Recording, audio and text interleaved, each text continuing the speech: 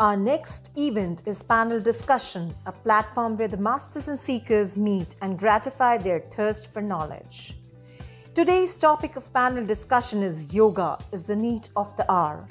Our first guest is from Belgium, Ms. Caroline van den Heel.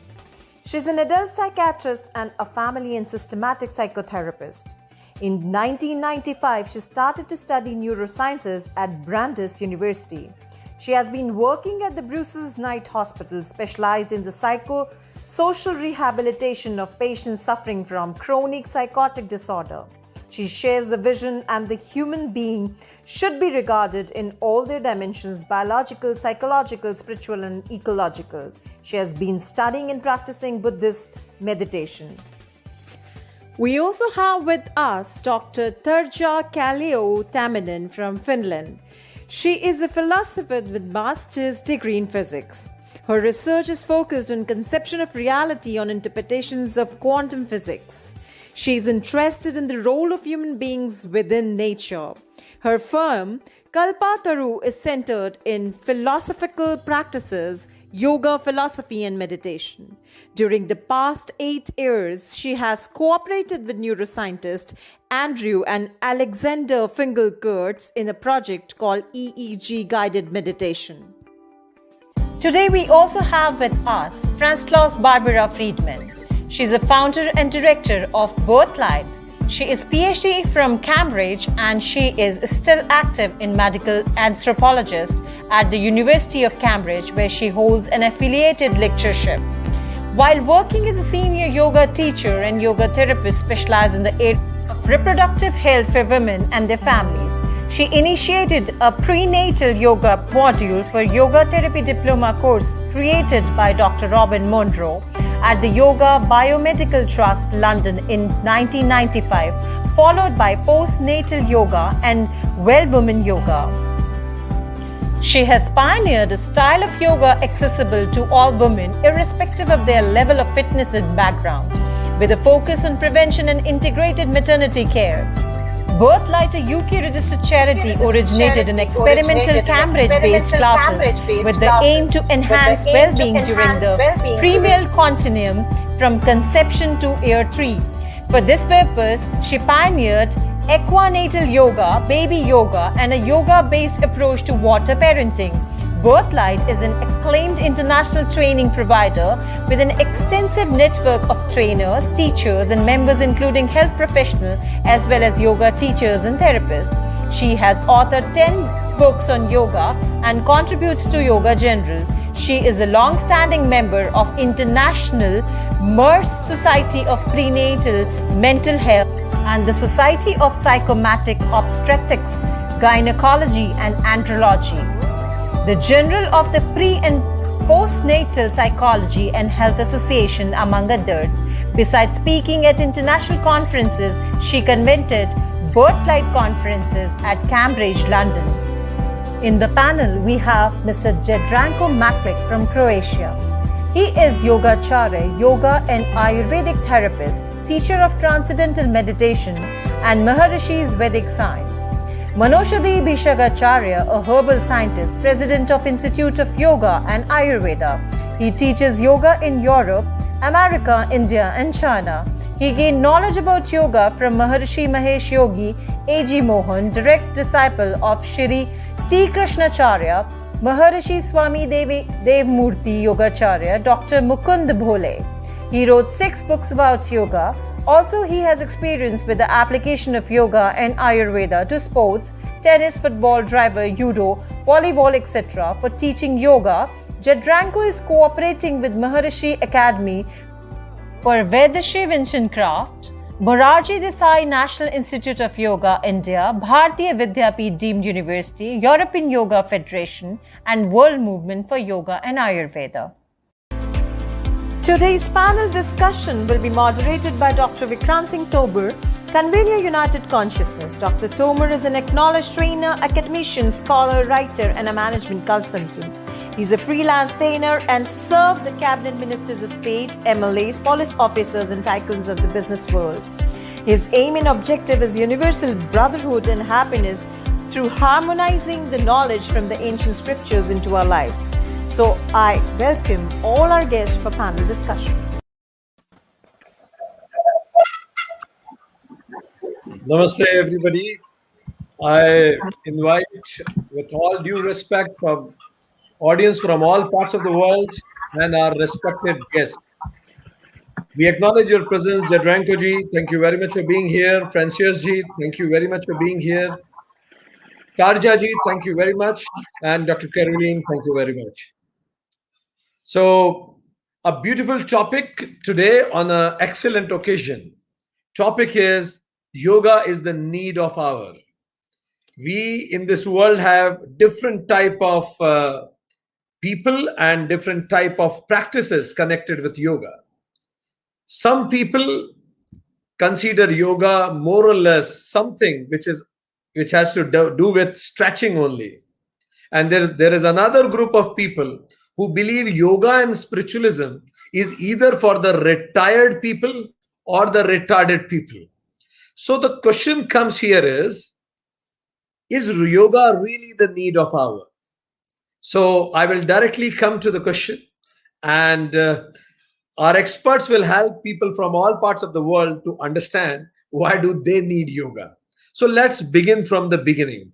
We have Professor Francis. She is the director of Birthlight, and she believes that we need yoga not only in our life, even before we are born.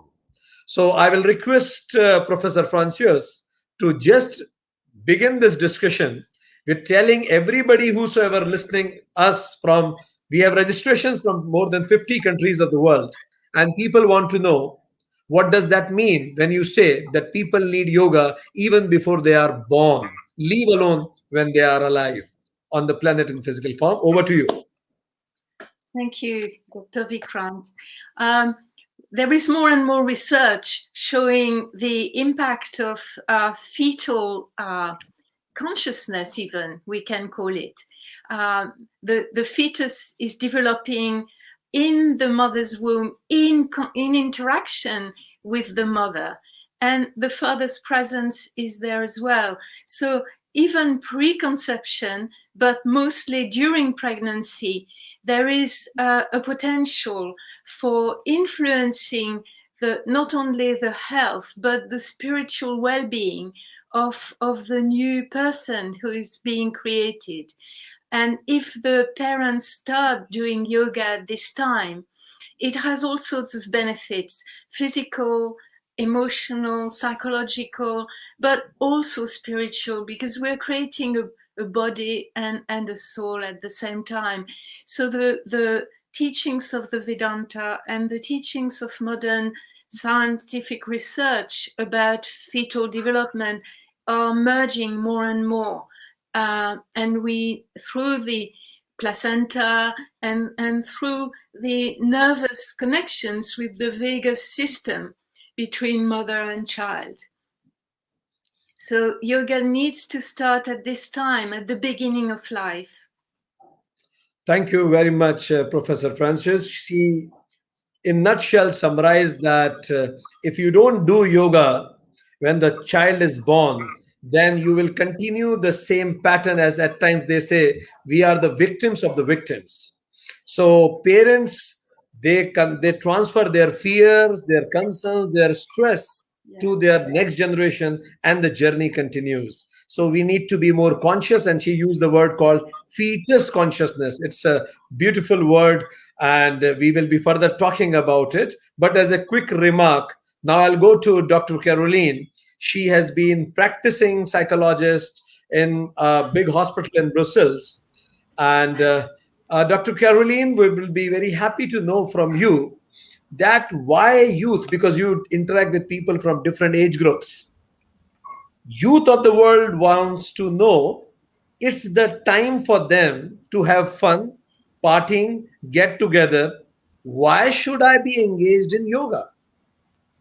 So why should youth be doing yoga?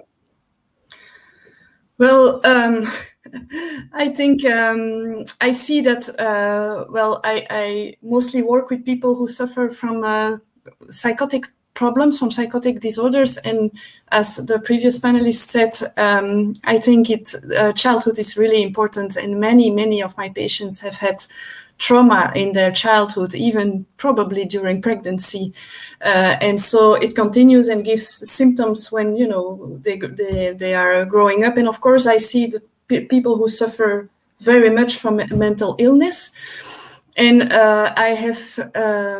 we have started to realize that just having fun, as you say, it's too superficial, and people need more deeper understanding, and it also has a healing effect.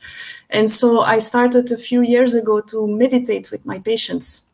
It was said officially you should not meditate with people who suffer from psychosis because they will have even more psychosis. And in fact, we do very simple meditation, just mindful breathing, just feel yourself breathing, and that's it. Be aware of what happens around you right here, right now. No projection in the future, no projection in the past, just trying to be just there. And we do it for, we meet once a month, but they do it every day for 5 to 10 minutes, 20 minutes sometimes. And just by stopping, instead of running around, it really has a very calming effect. And because the stress is reduced, I can say now that from all of them, because we discuss a lot about it among us, they really feel that their symptoms are becoming less heavy to carry. They can live more with it. They feel lighter. They feel more connected also, because they do it in group, and we talk a lot about spirituality now also. And actually people really need that, and I can never have the effects that I have with meditation with any medication that I would prescribe. So I think, of course, medication remains necessary for those people, but the meditation adds something deeper and something that they really were needing to have. And so right now, I'm not worried anymore about increasing the risk of psychosis. On the contrary, it's actually has a very much healing effect for them. Thank you, Dr. Caroline. She said that she is not a researcher, actually, she is a practitioner. Yeah. So as from the standpoint of practitioner, she says that people who come with psychotic disorders, she has experimented meditation along with them, and she found very calming results. And she said that as a practitioner, I will suggest that at times this meditation is more impactful than medication itself. Thank you very much for bringing that thing in notice. And she also mentioned about being mindful, not worrying about past and future, just being in the moment really help people. And she also mentioned, and she connected with Dr. Francis, that when people, childhood traumas, they carry to their youth also. Now from a practitioner, let's go to a researcher. We have Dr. Tarja also with us. She's a researcher, and she has done hands-on research on EEG with guided meditation. So Dr. Tarja will be very happy to know from you what EEG says when you go for meditation, which is an integral part of Patanjali 8 limbs, dhyana. So when people go for dhyana, how their EEG responds and what is the discovery that you identified. Over to you. You may need to unmute. Perfect. Carry on. Yes. We have had this EEG guided meditation project now for 8 years, and we had different groups who started to meditate 20 minutes per day. And first they were allowed to choose the kind of meditation by themselves. And then we measured the EEG before they started to meditate. And then after 6 months, when they meditated 20 minutes every day. And we had a kind of brain-mind audit, which contains the most important brain functions. And we were able to see how the brain functions were optimizing. And already when people were allowed to choose by themselves, the optimization, it was quite big. But then for the next group, we also gave certain practices based on the first measurements, when we saw where the challenges were with every individual, then with these suggested meditations, the result was even better. And I can also see objectively through these measurements that what the previous panelists have said, it really has a change and makes a huge effect on people. So mind, brain, and body, they are not separated, but we are kind of holistic features, and what we do will have a change in other functions we have, and I guess this is quite natural, and it is what yoga has been teaching all the time. But because of this mechanistic materialistic worldview that has been, because of this classical physics, this knowledge is somehow, we have lost it, but now it is coming back, and that's, I think it's very, very good thing.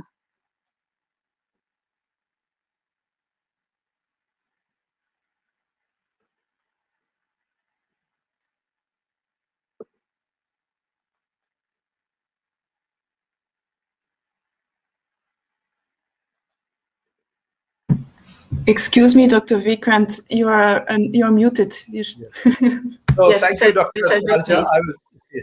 I was just saying that she is a researcher, and we learned from the researcher also that when she gave a meditation to the people, the results were really good, and when they chose, even results were good, but results were better when the proper meditation was given to right kind of people. Probably the concept of paradox of choice also applies here also. And she also said that she will suggest meditation for everybody because it really has calming and healing effect. And this is coming from a researcher. We heard a researcher, we heard a practitioner. Now let's go to a yogi himself. We have Jadranko Ji with us, who has lived a life of a yogi and travels across the globe teaching practical yoga. So Jadranko Ji will be very happy to know from you why this generation should do yoga. Yes, thank you. And I agree very much with everything what was spoken till now.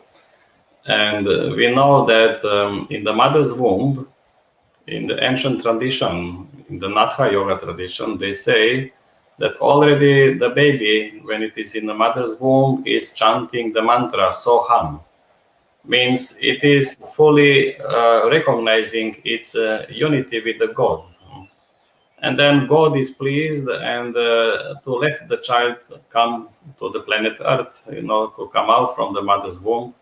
But when the child is born, then it starts repeating mantra Koham. It's losing the memory of its origin and everything, and starts from the very beginning, from the state of ignorance. And yoga is there when the child comes to bring back the memory about who I am. And then even some saints took that question, Koham, to realize the state of Soham again.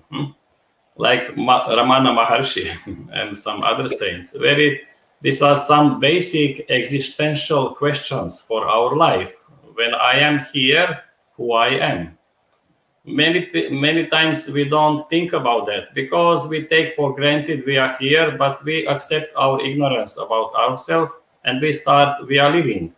But who is living and what is living, and everything becomes like a very unconscious experience on this planet Earth.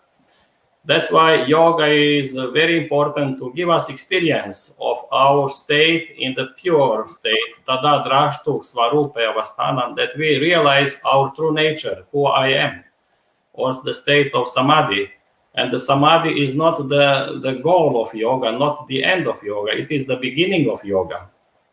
So the samadhi is giving us ability that we can really start living and getting wisdom about life and our relation with the whole universe, and reaching higher levels of consciousness up to the Brahmi Chetana, to be in the state of unity with the whole universe. That's why the practice of yoga is very important for every stage of life, and as early possible it is better.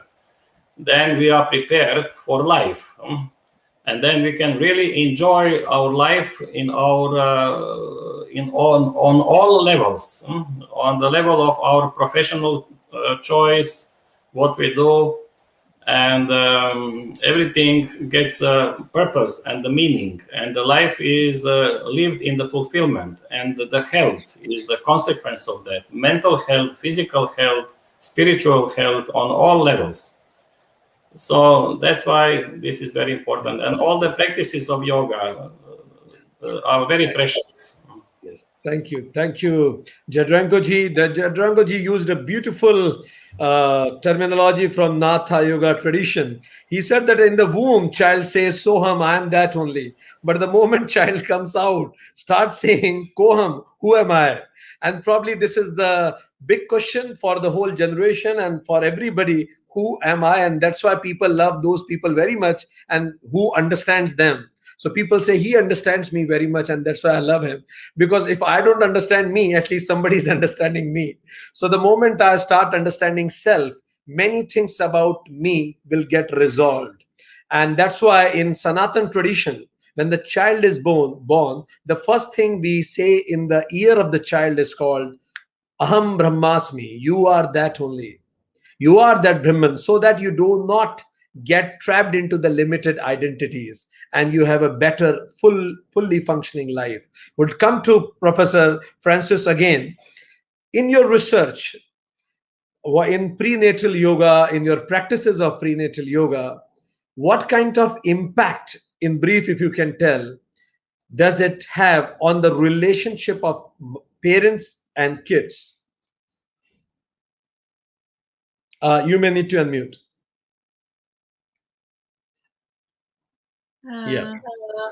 Yes, now is okay.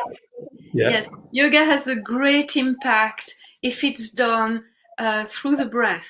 So we don't do very complicated pranayam in pregnancy. Very simple, just lengthening the exhalation, and just that calms the nervous system of the mother. It reduces anxiety and produces bliss. It's the state of bliss that is transmitted. And when there is bliss, there is love. And when there is love, there is a good relationship that develops. And I feel very fortunate to have shared this love with many hundreds, thousands of mothers. It can be done very quickly, in an instant. Even during childbirth, it can happen. It's just that simple communication through the breath, through the state of being, that we are bliss. Even in the pain of labor, the bliss comes. And then it stays with the child for life.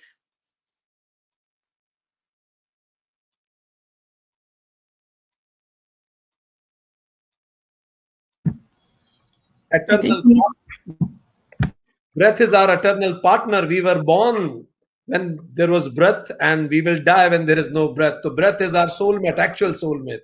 So she said, be with the breath, and it will take you to the bliss. Bliss will provide love, and love will make relationships better. And she said that the self-talk with self is really very important in that process. So thank you very much, Dr. Francis. I'll come to Dr. Caroline with the same question. Like, what are the suggestions you would like to give? Because you deal with the patients who have mental illness. So you are dealing with those people who already have illness. Now, we would be very happy if you can suggest some suggestions to whole youth across the globe and all generation people. What are the steps people should take in order to avoid this mental illness? Because it is new pandemic. It will be new pandemic years later. What should we do to avoid any mental illness? Yes. That's a very good question. I think again, Professor Friedman already answered to that question already really well at the start of life, but I think we can continue this later on. It's not because we have a bad start that we are screwed up. Human beings, we are social beings, we need each other. And I think the answer is in staying connected. I see that problems arise when people are separate from each other. And now we can see with the pandemic recently, I think in many countries, mental illness is really exploding because people have been put in lockdowns, being alone. There have been much less connections, even though we could communicate online and on the phone. It's not the same as real life connections. And being with other people who know us, or families or close friends, it really creates a sense of being part of something. And I think people need to have this feeling, to have meaning in their life. And so I would suggest, if you know people who are quite alone right now, just connect with them. Even if they are weird, even if they are special, even if they are not like you. I think we can never really understand people unless we start talking with them. And when we judge people, it's because we don't know them. And so I think if we want to help avoid mental illness, if we feel alone, try to connect with other people. If we know that people in our environment are probably at risk of being more alone, just, give them a phone call, go for a walk with them, ask how they're doing. But I think it's really the connection with other people that is most important for human beings, and with nature also, of course, if it's possible to spend time in the green. Perfect. Maybe in 30 seconds, if you very quickly can tell couple of symptoms to understand that this person, if not taken care well, may go for mental illness. So one symptom you said, if person is living alone, what else? Couple of symptoms, if you would like to say, observational symptoms. Or I can come back to you also. Meanwhile, you think about... I think it's so difficult. I think it's when the person himself starts to feel, well, people who... It can appear in so many different ways. I think the problem is that also people are afraid to ask for help. There is still a big taboo on mental health. And so if just talking with friends is not enough, that the person still feels that he's very anxious, or he has some... Of course, I'm specialized in people with psychosis who is starting to become paranoid and doesn't sleep anymore, doesn't eat anymore, thinks about dying or suicide. If friends is not enough, I think it's really important to seek professional care. And it's not a sign of failure to seek professional care, because that's also a big problem. People, even in the West, people there's still a very big taboo about mental illness, and people don't dare to take the step. And so I think accepting the fact that, okay, right now I cannot get there by myself, I need help, I need someone else to help me, and maybe right now it's someone professional, because from the World Health Organization says that in modern Western societies, 1 out of 4 people will have problems with mental illness in his life, which is a lot. So we need help, we need each other. Yes. Thank you, Dr. Caroline. She said separation anxiety is really a problem. Stop judging people, start loving people. We have so less time in life to judge. Rather than that, let's spend time in loving people. We'll go to Dr. Tarja. Dr. Tarja, from your research, some tips for the audience who are watching us on what should they do for their holistic well-being from yogic perspective. Any insights from your side? You may need to unmute. You may need to unmute. You may need to unmute, Dr. Tarja. No worries. No worries. Please, no, still you may need to. Yeah. In 2020, by the way, in 2020, please mute yourself, and unmute yourself is the largest spoken word in the world. Yeah. Yes, carry on. Okay, but to the question, I think that meditation, it gives us ability to differentiate between what is going on the mind and then what I call consciousness, ability to see what is going on the mind. And this is the most important thing, that we are able to change because of this consciousness. We are able to see what is going on our mind, and when we notice it, there is possibility to change. And this materialistic, mechanistic view has guided us to think that our mind is like a computer that always operates according to its programs.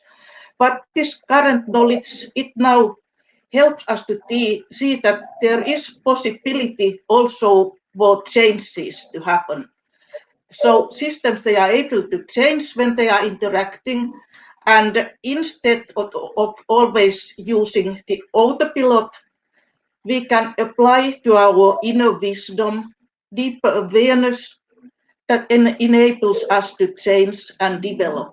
And this is what the ancient masters, they have been teaching for ages. And we have just forgot that we are able to change. Humans are not no robots, but we are conscious human beings. And that's what gives us all the possibilities to change this world.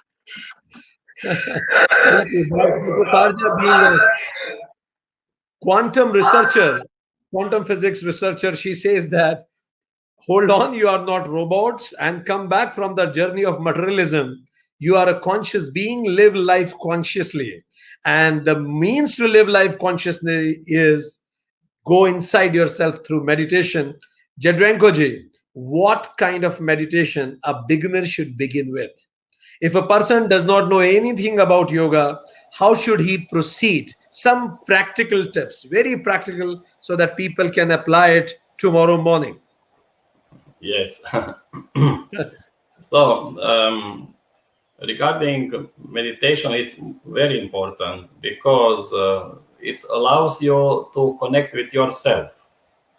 Once when you connect with yourself, when you find your true self, you will never be alone in the life.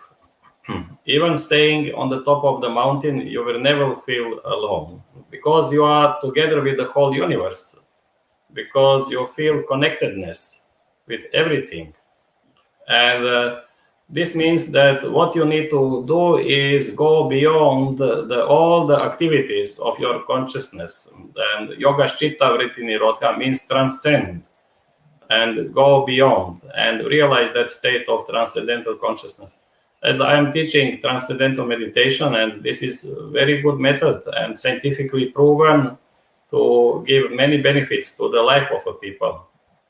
And so it's very simple, easy to learn, and if there is any possibility, you can find some teacher of that method and to learn, and it really gives excellent effect.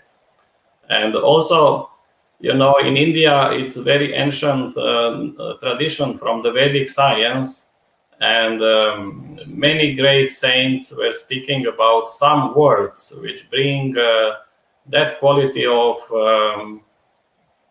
coming back to the soul. One such word is the sound Ram. They say Ram Nam Satya Hai, that this is the highest truth, the name of the Ram. And so even that sound, having in the mind or remembering it, it can bring that peace, because that sound is the representation of the light of pure consciousness and brings light. And even it's very good for people who have some psychological problems. It gives them some protection. That light gives some protection. And so this is something what can be. Thank you very much, Jadrankoji. So, dear friends, our experts suggested some good methods. If maybe in 30 seconds, Francis Ji, would you also like to suggest some practical methods that audience would like to do from tomorrow in 30 seconds, whatever comes to your mind? Unmute yourself. okay? Yes. Yes. So it's a simple practice. I'm a Siddha as well from Transcendental Meditation, and there is a simple practice that we do before we start to meditate, which can be imparted to everybody long before they start yoga. And it's close your eyes and you are inside. Open your eyes, the world is here. And it may feel very alien. Close your eyes again and feel it's friendly inside. Open your eyes again. The world doesn't seem so alien. And then close your eyes finally. And then you're at home. And open your eyes, you're at home. So very simple practice. 3 times close your eyes, open your eyes, and you balance the outside and the inside. Yoga is when you see Advaita, oneness, when you close your eyes, and Vedanta is when you see oneness even when you open your eyes. So whether you close your eyes and open your eyes, it makes no difference. You feel equally peace. So, dear friends, whosoever are watching us from different parts of the world, let's conclude our panel discussion today. Francis G said that she is an expert of water parenting. She said the fetus should be conscious, and this conscious relationship between mother and parent, mother, father, and kids, it can be fostered through conscious parenting and conscious prenatal parenting. And breath is the link through which you can reach to bliss that leads to love and relationship. We are bliss, and that we understand by self-talk. Close your eyes, go inside and find bliss. Open your eyes, see the world, and still remain in bliss. This is what is a simple method everybody can begin with. Caroline G said that people with psychological problems, mental illness, she understands that the meditation has a huge impact on their peace on daily basis. She says that there is mind over medicine and there is meditation over medication in the long run.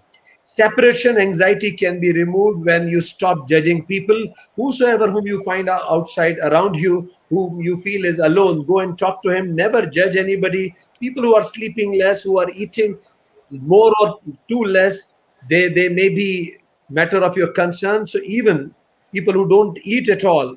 And she also said that 1/4 of the world population may be suffering from mental illness if things will go like this in the future also. Tarja ji said that EEG report says that when you go for meditation, your EEG report says that people feel more peace, and she suggested meditation for inner wisdom. Being a quantum physicist, she says that stop being a robot, live your life mindfully through meditation. Jadrenko ji said that from Soham to Koham, again go back to the basics, again go for Soham, I am that only, Aham Brahmasmi, and that understanding begins with the state of Samadhi, which is not the end of the yoga, but the beginning of the union with the divine. He called it Brahmi Sthiti. And he understands that, he said that that brings, if you walk on the path of yoga, that brings mental health, and you are never alone.